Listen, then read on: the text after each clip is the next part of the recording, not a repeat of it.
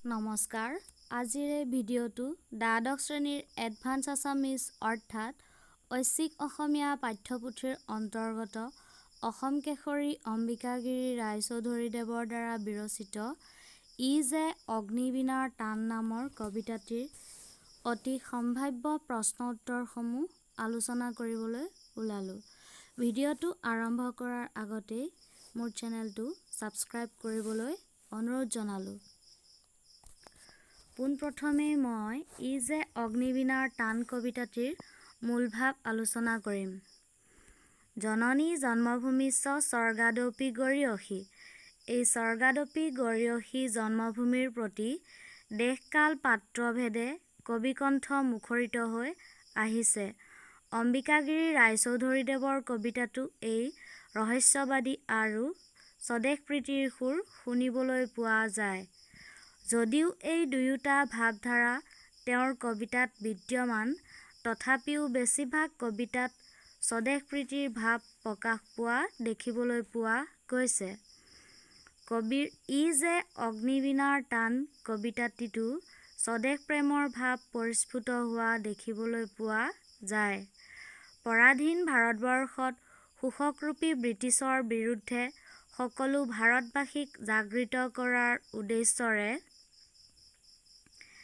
কবিয়ে এই কবিতাটো ৰচনা কৰিছে। তেওঁ যি সামূহিক সংগীতৰ সূচনা কৰিছে, সেয়া মনোৰঞ্জনৰ গীত নহয়, সেয়া জীৱন-মৰণ একাকাৰ কৰি দেশৰ হকে যুঁজাৰ গান। দেৱতাসকলক অমৃতপান কৰাবলৈ গৈ মহাদেৱে যিদৰে হলাহল বিষ পান কৰি মৃত্যুঞ্জয়ী হৈছে, ঠিক সেইদৰে দেশৰ বাবে যুঁজিও যদি তাত মৃত্যু হয়, তেনেহলে সেয়াও মহাদেৱে বিষ পান কৰাৰ লেখীয়া হ'ব।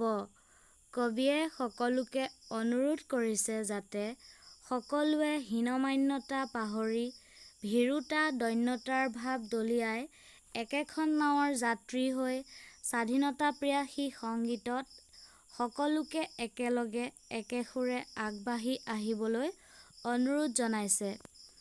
শোষকসকলে নৰনাৰায়ণস্বৰূপ মানুহক লাঞ্ছনা অপমান কৰি যি পাপ অৰ্জন কৰিছে, তাৰ বিৰুদ্ধে একত্ৰিত হ'বলৈ অনুৰোধ জনোৱাৰ লগতে নিজৰ অপমান আৰু দেশৰ অপমানকো ধুই নিকা কৰিবলৈ কবিয়ে সকলো অসমবাসীক আহ্বান জনাইছে। দ্বিতীয়তে দিয়া আছে যে ই যে মাতৃচৰণ পূজাৰ বেদীত হৃদয় ৰক্তদান। ইয়াত মাতৃ কোন আৰু কোনে হৃদয়ৰ ৰক্তদান কৰিছে? বাক্যফাঁকিত উল্লেখিত মাতৃ হ'ল দেশমাতৃ ভাৰতভূমি। এই ভাৰতমাতৃৰ কাৰণে তেওঁৰ সন্তানসকলে অৰ্থাৎ ভাৰতবাসীয়ে ব্ৰিটিছসকলৰ শোষণৰ পৰা ৰক্ষা কৰিবলৈ আত্মবলিদানেৰে কলিজাৰ তেজ দিয়াৰ কথা কৈছে। ৩ নম্বৰতে দিয়া আছে যে ই যে শত অপমান লাঞ্ছনা হানি বেদনা নিজৰি ওলোৱা অনল ভাৱ। ইয়াত কাৰ আৰু কিহৰ কথা কোৱা হৈছে বুজাই লিখা। উত্তৰ: উপৰোক্ত কবিতাফাঁকিৰ জৰিয়তে শোষকৰূপী ব্ৰিটিছসকলে ভাৰতবাসীক পদে পদে যি অপমান, যি লাঞ্ছনা কৰিছে, তাৰ বিৰুদ্ধে সমগ্ৰ ভাৰতবাসীকে একতাৰ ডোলেৰে বান্ধ খাই একেসুৰে আগবাঢ়ি আহিবলৈ কবিয়ে সকলোকে অনুৰোধ কৰিছে যে ভাৰতবাসীয়ে ব্ৰিটিছসকলৰ পৰা যি অপমান পাইছে, সেইবোৰ অতদিনে তেওঁলোকে অন্তৰৰ ভিতৰত আবদ্ধ কৰি ৰাখিছিল। সেয়ে এতিয়া ৰুদ্ধ আত্মা বেদনাবোৰ জুইৰ শিখাৰ দৰে নিগৰি উলিয়াই ভাৰতমাতৃক ব্ৰিটিছসকলৰ কবলৰ পৰা উদ্ধাৰ কৰিব লাগে। আজিৰ এই ভিডিঅ'টিৰ শেষৰ প্ৰশ্নটো হ'ল ই যে অগ্নিবীণাৰ টান নামৰ কবিতাটিত কবি ৰায়চৌধুৰীদেৱৰ দেশপ্ৰেমমূলক কবিতাৰ অন্যতম নিদৰ্শন কথাষাৰ বুজাই লিখা। অসম কেশৰী অম্বিকাগিৰি ৰায়চৌধুৰীদেৱৰ কবিতাসমূহত ৰহস্যবাদী আৰু স্বদেশপ্ৰীতিৰ এই দুই ভাৱধাৰাৰ সমাৱেশতা দেখিবলৈ পোৱা যায় যদিও তেওঁৰ বেছিভাগ কবিতাতেই স্বদেশ প্ৰেমৰ সুৰ অনুৰণিত হোৱা শুনিবলৈ পোৱা যায়। বেপাৰীৰ বেশেৰে আহি ভাৰতবৰ্ষত পদাৰ্পণ কৰা ব্ৰিটিছসকলে এটা সময়ত গোটেই ভাৰতবৰ্ষতে ৰাজত্ব কৰা দেখিবলৈ পোৱা যায়। কবিয়ে অনুভৱ কৰিছে যে বৰ্তমান আমাৰ অসমীয়া জাতিটো সংকটৰ গৰাহত পৰি ধ্বংসৰ ফালে আগবাঢ়ি গৈছে। নিজৰ ঐতিহ্য বিনষ্ট হ'বৰ উপশম হৈছে। সেয়েহে তেওঁ সমগ্ৰ ভাৰতবাসীকে একতাৰ দোলেৰে বান্ধ খাই দেশৰ হকে যুদ্ধ কৰিবলৈ আগবাঢ়ি আহিবলৈ কোৱাৰ লগতে দেশৰ লোকসকলৰ নিজৰ ভিতৰত থকা হীনমান্যতা, উচ্চ নীচ, দৈন্যতা, কাপোৰশালী এইবোৰ ত্যাগ কৰি সকলোকে একতাৰ বান্ধোনেৰে বান্ধ খাই দেশমাতৃক দস্যুসকলৰ হাতৰ পৰা ৰক্ষা কৰিবলৈ সকলোকে একত্ৰিত হ'বৰ বাবে অনুৰোধ জনাইছে।